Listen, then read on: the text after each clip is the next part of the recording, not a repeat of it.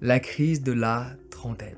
Quelque chose que la plupart des gens vont expérimenter, tout comme la crise de la quarantaine et de la cinquantaine.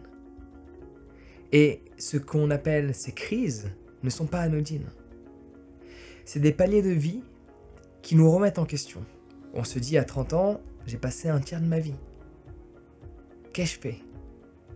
Il me reste un tiers de ma vie avec plein d'énergie.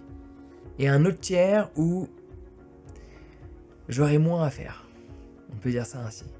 Et encore, ça dépend de la nutrition que tu as, de ce que tu fais dans ton quotidien, de ton lieu de vie, de tout ça, qui va déterminer si le dernier tiers de ta vie, tu auras une quelconque énergie ou pas. En fonction de ce que tu fais dans ta première trentaine, et surtout dans ta seconde, ça va déterminer la troisième.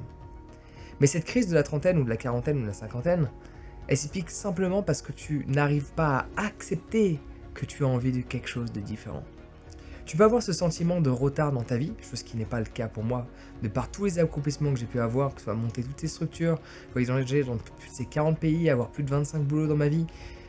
Mais malgré tout ce que j'ai pu faire, il y a d'autres choses que j'ai envie de faire. Parfois j'ai envie de repartir avec un sac à dos, voyager dans certains pays sans savoir où je vais dormir le soir même. Ça fait longtemps que je n'ai pas fait ça. Parfois j'ai envie de revivre ça. Et ma crise de la trentaine me montre ce que j'ai envie de refaire. Il y a des choses dans le passé qu'on a mis de côté parce qu'on ne voulait plus le faire pendant X nombre d'années.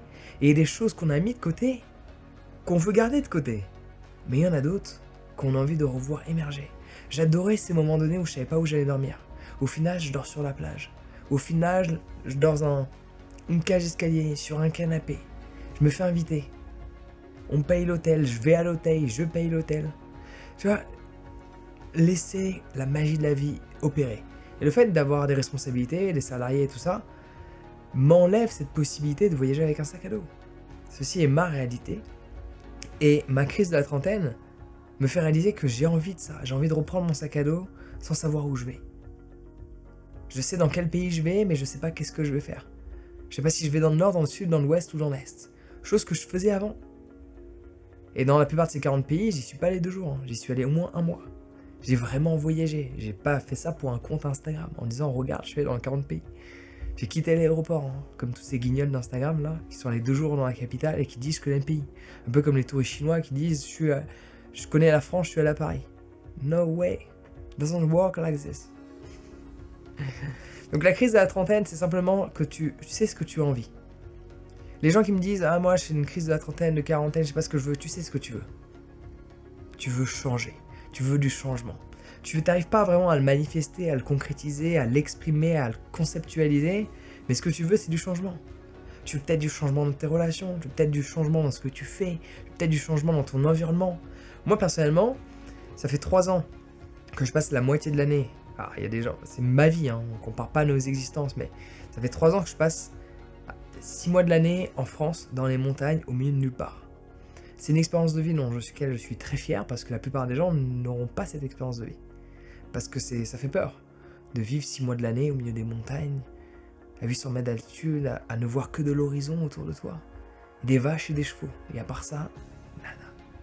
Quelques oiseaux, rien d'autre. C'est une expérience de vie que j'ai trouvée super enrichissante, mais aujourd'hui, j'ai souvent ces cycles de 3 ans pour ma part. Au bout de 3 ans comme ça en France, j'ai envie de passer ces 6 mois de l'année parce que j'ai toujours ce besoin de vivre à 2 endroits à la fois. C'est mon syndrome du voyageur. J'ai besoin de vivre à deux endroits à la fois. Et je me verrais bien passer 6 mois de l'année en Espagne en fait. Près de la mer et ne plus vivre en maison mais vivre dans un appartement mais vu sur la mer. Et c'est une envie qui est complètement différente parce que les gens qui me connaissent ils me disent mais attends tu vas quitter cette grande maison pour aller dans un appart à Majorque en face de la plage. Oui. Parce que c'est ce que j'ai envie. Et en fait, ces cycles, la trentaine, quarantaine, cinquantaine, te mettent juste en lumière des envies que tu as. Et forcément, elles refont surface. Parce qu'en fait, c'est un âge qui est symbolique. Où tu réalises que tu as beaucoup de temps devant toi. Mais il y en a beaucoup qui sont passés. Et c'est vraiment en question, qu'est-ce que tu as fait? Je fais partie des gens qui ont beaucoup fait. Et je dis pas ça pour me valoriser, mais ceci est un fait. Mais tu peux avoir ce sentiment de ne pas avoir fait assez. Que tu aies peu fait ou que tu aies même fait beaucoup. Parce qu'en fait, cette notion de j'ai l'impression de ne pas avoir fait assez est vachement basée sur ce que tu penses être capable de faire toi. C'est pas une notion qui est reliée à qui que ce soit. Parce que même si tu te compares à quelqu'un d'autre, ta vie est différente. Tes envies sont pas les mêmes.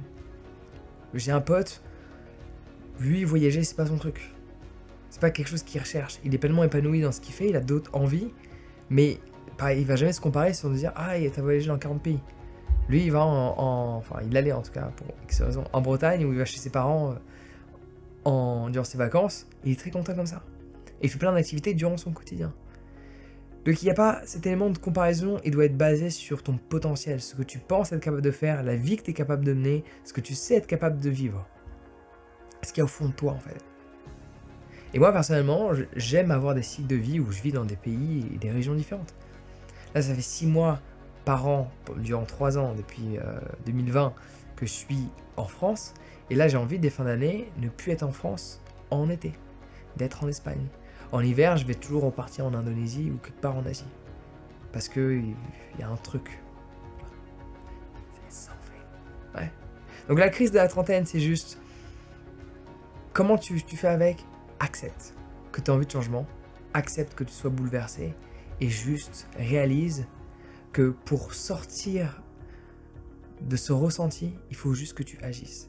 Le meilleur remède à une crise quelconque, le meilleur remède à une angoisse, le meilleur remède à un questionnement, c'est l'action.